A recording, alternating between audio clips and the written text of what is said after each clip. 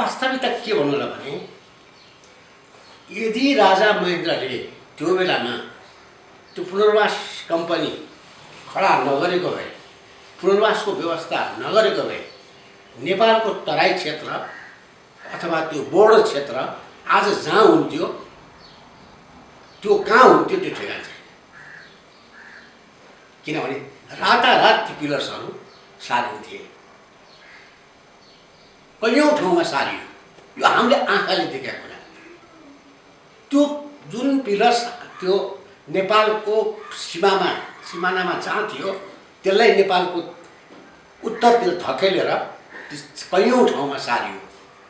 त्यो पिलर्स चाहिँ फेरि सार्नको निम्ति यति लामो प्रक्रिया र यति लामो व्यवस्था थियो, त्यो सम्भवै थिएन। किनभने हामीसँग न प्रमाणित कागजात थियो, न हाम्रो डकुमेन्टेसन सही तरिकाको थियो। त्यसले गर्दाखेरि हाम्रो बोर्ड यो भन्न सक्ने हामीसँग न त्यो सर्वेका इक्विपमेन्ट्सहरू र सर्वेका जम्मै चिजहरू हामीसँग थियो। अनि कहिले पनि त्यसको सल्युसन नहुने। के गर्ने त अब? यसलाई बचाउनु गर्ने एउटै उपाय छ कि त्यो बोर्डर लाइनमा नेपालीलाई बसोबास गर्ने। त्यसपछि त पिलर सार्न सकिँदैन हैन।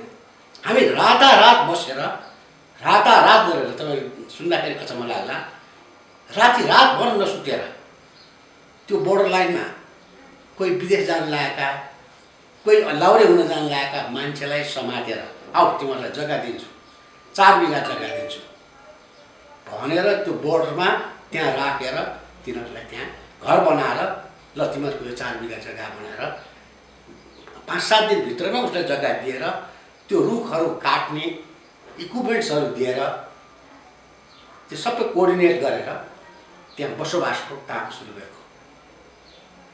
त्यस्तो बेला थियो।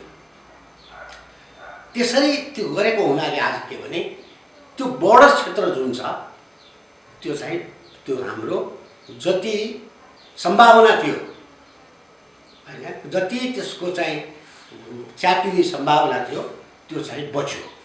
र आज त्यो मात्रै होइन, ती पहाडिया त्यहाँ गएको कारणले त्यहाँ इन्टिग्रेसन भयो, एउटा सौहार्दता भयो। नत्र के थियो भने त्यो पहाडी र मधेसीको जुन एउटा चाहिँ दरार त्यो खडा गरिएको थियो।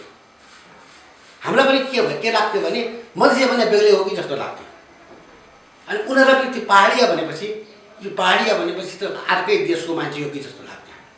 त्यो इन्टिग्रेसनले गर्दाखेरि त्यहाँ सौहार्दता भयो। जस्तो झापामा त्यसले सौहार्दता ल्यायो, नेपालगञ्जमा त्यसले सौहार्दता ल्यायो, बर्दियामा त्यसले सौहार्दता ल्यायो हैन। त्यस्तै कञ्चनपुरमा, कैलालीमा त्यो सौहार्दता एउटा खडा गर्यो र त्यसले एउटा कल्चरल चाहिँ चेन्ज ल्यायो। र त्यसले चाहिँ यो भनेको एउटा राष्ट्रियताको परम सोचको कार्य हो।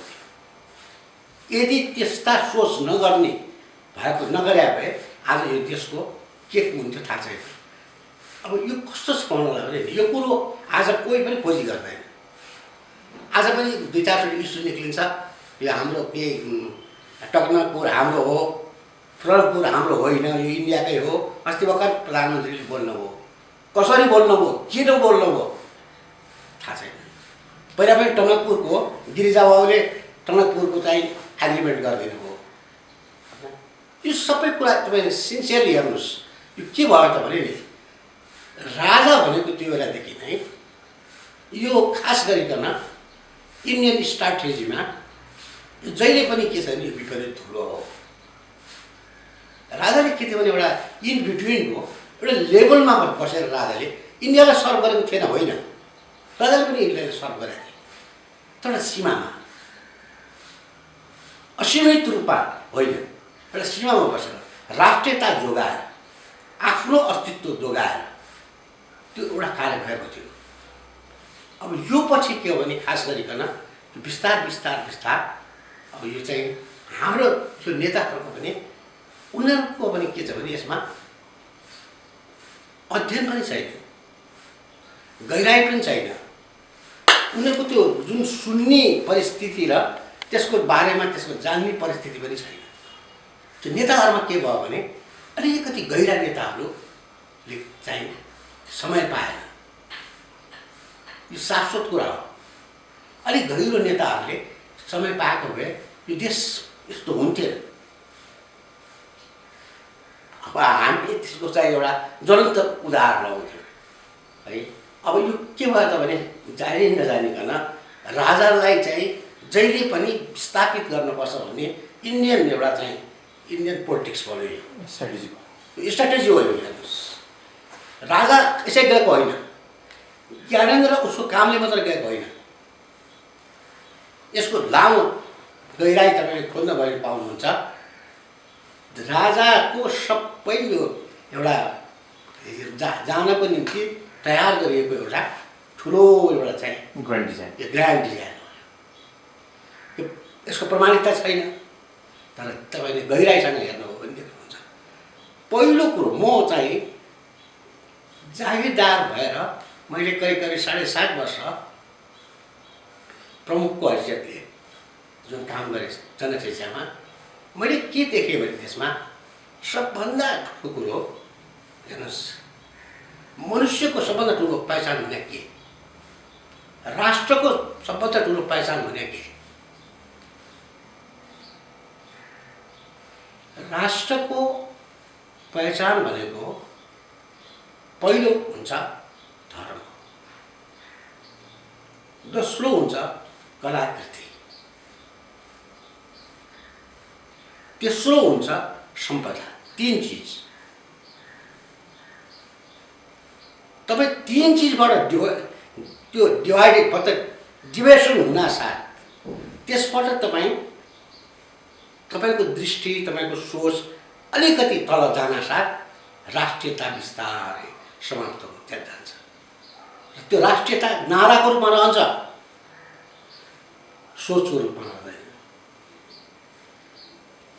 हेर्नुहोस्, त्यसको निम्ति सबभन्दा पहिला के हो त भने यो 3टा चिजको आक्रमण भएको छ। यो इन्डियाबाट मात्रै भएको छैन,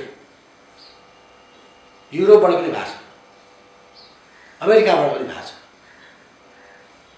यो धर्म भनेको चाहिँ धर्मका 2टा पक्ष छन्। यो धर्मको मूल पक्ष एउटा अध्यात्म हो, एउटा संस्कृति हो। जब संस्कृति खराब हुन्छ बिस्तारै आध्यात्मिकबाट मान्छे वञ्चित हुन थाल्छ। त्यो संस्कृति भने के हो भने संस्कृतिले विस्तारसँग डोर्याएर मान्छेलाई कहाँ लान्छ भन्नुलाई भने अध्यात्ममा लान्छ। यो धर्मको हामीले जति पनि नाममा संस्कृति दिएको थियौँ, एउटा हाम्रो संस्कृति थियो कसैलाई अन्याय गर्नुहुन्न, पाप लाग्छ। त्यो पाप त लाग्छ लाग्दैन कसलाई थाहा छ। कसैलाई के दान दियो यस्तो गर्यो भने धर्म हुन्छ, त्यो धर्म हुन्छ कि हुँदैन थाहा छैन।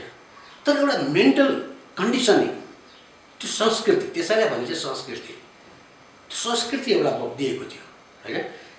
आमा बाउलाई मान्नुपर्छ, मातापितालाई मान्नुपर्छ, त्यो हामीले दिएको एउटा संस्कृति थियो।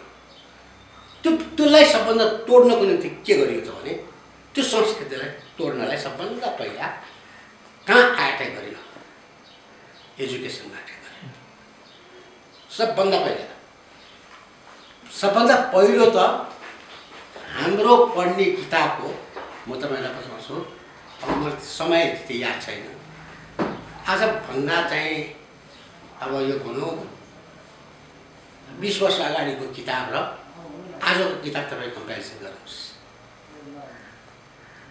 त्यो किताबहरू कम्पेरिजन गर्नुभयो भने त्यसमा लेखिएका हाम्रा सांस्कृतिक, हाम्रा जुन पौराणिक, हाम्रा महत्त्वका र हाम्रा जो वीर शहीदका बारेमा जुन थियो त्यो सबै बिस्तार इलिमिनेट हुन थाल्यो। अब कहाँको युरोपको मान्छेको नाम छ, कोही कहाँका मान्छेको नाम छ होइन, जसले चाहिँ साँच्चीकै त्यसको बारेमा केही किसिमको केही इन्भल्भमेन्ट छैन। अब त्यसले गर्दाखेरि के हो होला भने अब जुन हामीले मान्छेहरूको आफ्नो बिस्तारै कलाकृतिलाई र त्यो हाम्रा सम्पदालाई नै भुल्ने बाटोतिर लग्यो। अर्को के भने यो त मैले जुन भने संस्कृतिको नाममा हाम्रो अब के भने विकृति हामीले भुल्नेतिर लाग्यो। विकृति कसरी त भन्नु, कसरी भन्दाखेरि हाम्रो एउटा जुन गर्ने तरिकाहरू हो, हेर्नुहोस् न, नैतिक शिक्षा भन्ने थियो होइन, त्यो नैतिक शिक्षा खारिज भयो। सबैलाई थाहा छ कि थाहा छैन? अहिले नैतिक शिक्षा पढाइँदैन, कम्पलसरी एजुकेसन पर्दैन। Can you imagine? ब्रिटिसले पनि पढाउँछ, इन्डियाले पनि पढाउँछ, तपाईँको गल्फ कन्ट्रीमा पनि पढाउँछ है। नेपालमा चाहिँ नैतिक शिक्षा पढ्नु पर्दैन। कसरी गयो होला त? ल भन्नुहोस्, कसको डिजाइनबाट गयो होला त? अहिले यो हामी एउटा कल्पनै गर्न नसकिने कुरा है। कसरी गयो त? नीति सकिएन गयो भयो भने त मान्छे डिसिप्लिन नहुने भयो, अराजक हुनु भयो। त्यसलाई किन त्यो नसिध्याइकन मान्छेको सोचमा परिवर्तन ल्याउन सकिँदैन। जबसम्म मान्छेलाई त्यो अराजक बनाइँदैन तबसम्म त्यो देशको राष्ट्रियता मेट्न सकिँदैन है। अब बिस्तारै के हो भने त्यो संस्कृति सिद्धिएपछि त्यो धर्मको नाममा अध्यात्म बिस्तार बिस्तार बिस्तार सिद्धिँदै गयो। जति थियो त्यो धर्म आध्यात्मिक ऊ चाहिँ सिद्धिएको चाहिँ यो मात्रै कारण होइन, धेरै लामो समयदेखि बिस्तारै आध्यात्मिकहरू सिद्धिँदै गएको हो। नेपालमा आध्यात्मिक जुन बोध हो, ज्ञान हो, त्यो बिस्तारै हराउँदै गएको हो। अब यो चाहिँ कारणले गर्दाखेरि आज तपाईँ के छ भने यो सोचहरू बेग्लै आएको छ। अब तपाईँले भने राष्ट्रियता जोगाड गर्नको निम्ति सबभन्दा पहिला यी सबै चिजहरूलाई पहिला इस्टाब्लिस गर्नुपर्छ। यसको निम्ति सबभन्दा पहिला मान्छेलाई के छ भने मान्छेले के बुझ्नु पर्यो भने समग्रमा यो राष्ट्र हाम्रो हो भन्ने सोच्नु पर्यो। यो राष्ट्र हामी बाँच्छौँ, मेरो पुस्ताले यहाँ बाँच्नु पर्छ भन्ने सोच हुनु पर्यो। त्यो सोच भनेर के भने नि टाढाको सोच भयो, नातिको पनि सोच गर्न सक्नु पर्यो। अहिले चाहिँ के अहिले म खाउँ मोज गरौँ जसरी हुन्छ, तपाईँले दुःख दिएर हुन्छ कि काटेर हुन्छ कि मारेर हुन्छ कि के गरेर हुन्छ मतलब छैन। के को त अहिले के हो भने नि तपाईँले ठिकसँग हेर्नुहुन्छ भने अबको संस्कृति भनेको के त भने मनी मसल संस्कृति हो। आज म जोसँग पावर छ त्योसँग त्यसैले मनी बनाउन सक्छ, जो मान्छेसँग पावर छ त्यसैले राज गर्न सक्छ। 10-20 गुन्डा पाल्नुहोस्, 10-20लाई खानिदिएर एउटा अखाडा बनाउनुहोस्, तपाईँ जहाँ जानुहोस् ढाङ गर्नुहोस्, जिन्दाबाद मुर्दाबाद गर्नुहोस्, सब चिज तयार छ। नीतिगत रूपमा सबै बिग्रिएपछि सबै बिग्रिएछ। जीवनको चाहिँ जीवनको रस जीवन के हो भन्ने बारेमा खोज्नुपर्छ पहिला। जबसम्म जीवन जान्दैन तबसम्म अध्यात्म जान्दैन। हामीले जीवन के हो भन्ने जान्नलाई त्यो मार्ग र त्यसको खोज पहिला सुरु गर्नुपर्छ। अब त्यो भनेको चाहिँ के भन्नु भने जीवनको मार्ग जान्ने भनेको चाहिँ अब चाहिँ धार्मिक गुरुहरू मात्र होइन, धार्मिक गुरुहरूले डाइरेक्ट जुन किसिमको आध्यात्मिक ऊ सिकाउनु भएको छ त्यो मात्रै होइन।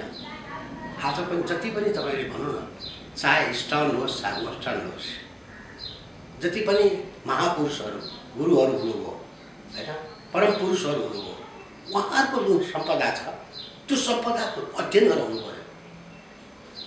यो देश यो भगवान् बुद्ध जन्मेको देश हेर्नुहोस् त, ओहो कस्तो गौरवमय देश हो। त्यो देशमा साँच्चीकै बुद्धको सन्देश के हो मान्छेलाई थाहा छैन। बुद्धको सन्देश 99% मान्छेलाई थाहा छैन, इभन बुद्धिस्टलाई थाहा छैन। तपाईँलाई सुन्दाखेरि गजब लाग्ला, ऊ आफूलाई बुद्धिस्ट भन्छ, उसलाई त्यो बुद्धिस्ट भगवानको जुन बुद्धको सन्देश हो त्यो सन्देश ठिकसँग उसलाई थाहा छैन। अब अहिले के हो त भने त्यसको नाममा क्रियाकाण्ड छ, चाहे बुद्धिस्टमा होस्, चाहे आर्य समाजमा होस्, चाहे हिन्दूमा होस्, चाहे जैनमा होस्, जबै के त एउटा चाहिँ रिचुअलमा गयो, खदिलो गएर के अरे बोक्रामा लाग्यो। अब यो बोक्रामा लाग्न साथै के हो भन्दा भने त्यसको जुन गहिराई थियो, त्यसको जुन महत्त्व थियो त्यो हरायो होइन। अब त्यो जब हरायो त्यसको चाहिँ जुन भन्नुहोस् न एक्सेस हो त्यो नै हरायो। अब त्यस कारण सबभन्दा पहिला हामीले के गर्नुपर्छ भने राइट वे सही तरिकाले हरेक अलिकति पनि यो जो मान्छेले जो मान्छेले यी महापुरुषहरूको सन्देशलाई केही अलिकति जानेको छ, बुझेको छ र त्यो सन्देशमा केही प्र्याक्टिस गरेछ होइन, केही रियलाइजेसन गरेछ, ती हरेक मान्छेले त्यो अब सबैलाई यसलाई चाहिँ जगाउनुपर्छ। र खास गरिकन के छ भने खास गरिकन यो श्री 5 को के अरे यो नेपाल सरकारका टप लेभलको मान्छेहरूलाई र यो सारा कर्मचारीलाई त यो सबभन्दा पहिला सिकाउनुपर्छ। किनभने नेतालाई सिकाउन धेरै गाह्रो छ, तर यिनीहरूलाई सिकाउन सजिलो छ। आज म एउटा सानो उदाहरण दिन्छु, हेर्नुहोस्। अहिलेको मुख्य सचिव होइन, उहाँले चाहेर केही चिज कदम बढाउँदा बागमती नदी सफा अभियानको आज कुन स्थितिमा पुग्यो हेर्नुहोस् त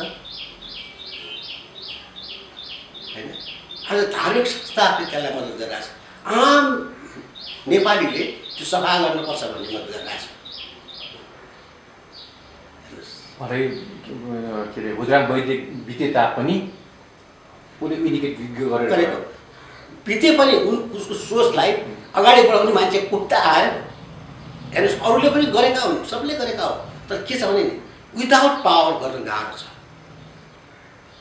भगवान् बुद्धको सन्देश आज अशोकले नगरेको भए फैलिँदैन थियो, किन शक्ति पनि त्यहाँ आवश्यक छ। किनभने मान्छे भनेको चाहिँ के भने शक्तिलाई हेरेर त्यो अगाडि बढ्छ। त्यसै कारण के भने यो माथिको मान्छेलाई सिकाउनुपर्छ। मैले भनेको यो जुन सचिवहरूलाई होइन, विभिन्न माथिल्ला पदमा बस्ने उहाँहरू तिनीहरूलाई सिकाउनुपर्छ भन्ने कारण तिनीहरूबाट अरू चाहिँ कर्मचारीले सिक्न सक्छ। इम्प्लिमेन्ट चाहिँ छिटो हुनु भयो, त्यो निश्चित हुने हो। अब जुन अहिले हजुरले भन्नुभएको थियो जुन राष्ट्रवाद अलिकति खड्किलो छ, अहिले राष्ट्रवाद अहिले दोधारमा छ, राष्ट्रवादलाई अलिकति पहिलाउन मान्छे कमी छन्, राष्ट्रवादको लागि जुन हुनुपर्ने जुन राष्ट्रवादबाट चेतना कम छ, अहिले के गर्नुपर्छ होला? चेतना जगाउनु के गर्नुपर्छ? यसको निम्ति मैले पहिलो कुरो त यही मैले मैले बताएँ, पहिला त मान्छेलाई यो आध्यात्मिक अथवा जीवनको बारेमा चिनाउनै पर्छ। यो नचिनिकन तपाईँले बाहिरबाट जति पनि गर्नुहुन्छ प्रयास हुन्छ, त्यो खालि नाराको रूपमा मात्रै रहन्छ। अहिले तपाईँसँग बस्दाखेरि हो भन्छ होइन, अहिले ठिक छ गर्नुपर्छ, हो नेपाली हाम्रो नेपाल जिन्दाबाद यहाँ भन्छ। बाहिर गएपछि अलिकति आफूलाई फाइदा हुने कुरा आयो कि कहाँ नेपाल कहाँ सेपाल, त्यो पैसो बोलीमा हाल्छ। जबसम्म हो मेरो राष्ट्रको निम्ति एक चिज पनि म कम्प्रोमाइज गर्न तयार छैन भने त्यो भित्री बोध हुनु पऱ्यो होइन। त्यो भने मेरो जीवन के हो, जीवन भनेको के हो, यसको बारेमा चाहिँ जानकारी हुनु पऱ्यो उसलाई। नैतिक शिक्षाको आवश्यक भयो। नैतिक शिक्षा मात्रै होइन कि, त्यसको पहिला नैतिक शिक्षाले मात्रै काम चल्दैन। अब नैतिक शिक्षाभन्दा पनि गहिरोसँग कहाँ जानु पऱ्यो भने मैले पहिले भने वैदिक सनातन हिन्दू अथवा भन्नुहोस् बुद्धिस्ट, जबै भन्नुहोस् जति पनि एउटा ऊ छ, ओमकारभित्र बसेर ओमकारभित्र बसेर काम गर्नु पऱ्यो। अब काम गराउनु पऱ्यो। अब त्यसको ज्ञानहरू दिनु पऱ्यो, अब बाँड्नु थाल्नु पऱ्यो हामीले। त्यो नगरिकन सुख छैन। अब त्यस कारण यो 1 जना 2 जना 4 जनाले गर्ने होइन। जस्तो ओशोले महान एउटा चाहिँ मास मुभमेन्टमा लानुभयो। उहाँले कति सहन भयो, कति के उहाँलाई भने के गरे केही पनि, किनभने त्यो पुरानो जुन मान्छेको त्यो आध्यात्मिक कन्डिसनलाई क्लिन गर्नको निम्ति उहाँले अनेक उपाय गर्नुभयो होइन। त्यसै कारणले किनभने यो सबै चिज समयको गर्नको निम्ति अब उहाँकै आयोजित गर्न सक्ने स्थिति छैन, तर कमसेकम पनि उहाँले दिएका ज्ञानहरू छन्, अद्वितीय जुन सन्देशहरू छन्, त्यसलाई चाहिँ हामीले कुनै न कुनै माध्यमबाट पहिला त्यहाँ गर्नुपर्छ। र त्यसको साथसाथै अलिक राष्ट्रियताको बोध गराउनुपर्छ, दुईवटा सँगै जानुपर्छ। अनि त्योमा पनि के हुन्छ भने त्यो गरिमामय हुन्छ, दुईवटा पङ्खा हुन्छ र त्योले उड्न सक्छ। एउटा मात्रै पङ्खाको त्यो के माने छैन। जसरी चाहिँ नि प्रेम र स्वतन्त्रता चाहिन्छ, त्यसलाई अहिले के चाहियो स्वामी? के अरे बौद्धिक र चाहिँ नि ऊ चाहियो है, त्यसै दुइटै चाहियो के, एउटा एक्सन पनि चाहियो, राष्ट्रियताको एक्सन पनि चाहियो, पावर पनि चाहियो। त्यसलाई पावर पनि चाहियो र तपाईँले भनेको भित्र प्रेम पनि चाहियो। प्रेम भनेको के भने त्यसको भित्रको बिइङबाट छ। जीवन भनेको यो मेरो बिइङ जुन छ होइन, हामीलाई के लाग्छ भने यो हामी शरीर मात्रै मोह हो जस्तो लाग्छ। शरीर मात्र त होइन, मन मात्रै मोह हो कि जस्तो लाग्छ। मनले जे भन्यो मनको पछि खायो त्यो जस्तो लाग्छ। अलिकति भावनामा बग्यो, भाव मात्रै हो कि म जस्तो लाग्छ। तर मान्छे भने त त्यो भन्दा पनि गहिरो चाहिँ आफ्नो जुन सोचपन छ सो होइन, जहाँ चाहिँ ऊ स्थित छ, 1 मिनट त्यो नहुनासाथ यो सबै चिज लास बन्छ, त्यसको सब स्टार्ट चेन्ज हुन्छ। अब यो चेतनाको लहरलाई माथि उठाउन के गर्नुपर्छ चाहिँ? ध्यानै गर्नुपर्छ कि तन्त्रबाट जानुपर्छ कि के छ? होइन, जुनसुकै विधाबाट जानुहोस्, सब विधा राख्नुपर्छ। यही विधा मात्रै ठिक होइन, यही विधा मात्रै ठिक होइन। मैले भनौँ यो करिब अहिले 30 वर्ष ध्यानको अवधिमा लागेपछि मलाई के रियलाइजेसन भयो भने ध्यान मात्र होइन। हेर्नुहोस्, वेदमा 16,000 क्रियाकाण्डको मन्त्र छ, साधनाको 4,000 मात्रै मन्त्र छ। इनर प्युरिफिकेसनको लागि, त्यो प्युरिफिकेसनको लागि किन भन्नुलाई भने त्यो सबै चिजमा कुनैमा पनि कमी छैन। प्रश्न के हो भने पहिला त मान्छेलाई जीवनको बारेमा अहिले त कस्तो छ भने हामी अवेरै छैन होइन, के खाने के नखाने त्यही थाहा छैन, कुन बेला सुत्ने कुन बेला उठ्ने होइन, के गर्ने। अब त हामी अहिले कस्तो भइसक्यौँ भने बडा खतरनाक स्थितिमा पुगिसक्यो समग्र रूपमा। हाम्रो टोटल तपाईँको समय तपाईँ हेर्नुहोस्, मोबाइलमा, यो कम्प्युटरमा, ल्यापटपमा, यी सबै सबमा हाम्रो समय बित्न चाह्यो। उता कुरा गरिरहेछ, मिटिङ भइरहेछ, अर्कोतर्फले यसो यसो गरिरहेछ। हेर्नुहोस् न, 5 जना बसेर मिटिङ हुन्छ, 5 जना बसेर मिटिङमा त्यो सुन्ने मान्छे मुस्किलले 1 जना हुन्छ, 4 जना यसरी फोनमा चलाइरहेको हुन्छ, क्या मेसेज आइरहेको हुन्छ, मेसेज पठाइरहेको हुन्छ, त्यही सन्देश आइरहेको हुन्छ, अथवा त्यहाँदेखि फेसबुकमा कसैको केही आइरहेछ होइन। हेर्नुहोस् न, यो चिज जुन एकदम त्यो आधुनिक चिजले हामीलाई जहाँ पुर्याउनु पर्ने हो तर मनुष्यबाट हामीलाई तल गिराउँदैछ। यो एकदम एकदम एकदम चाहिँ शाश्वत कुरा हो। हामी अब आफूलाई बिर्सिने र यस्तोमा जम्प गर्ने लागेका छौँ। यो खतरनाक स्थिति, यो नेपालको मात्रै प्रश्न होइन, यो त सब अहिले सारा ठाउँको यो प्रश्न हो।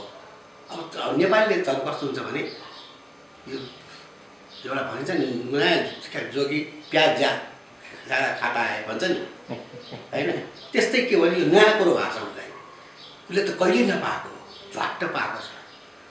चाहिन्छ बच्चा घरमा सब कम्प्युटरमा चलाएछ, मोबाइलमा चलाएछ, हरेक चिज फेसबुकमा चलाएछ।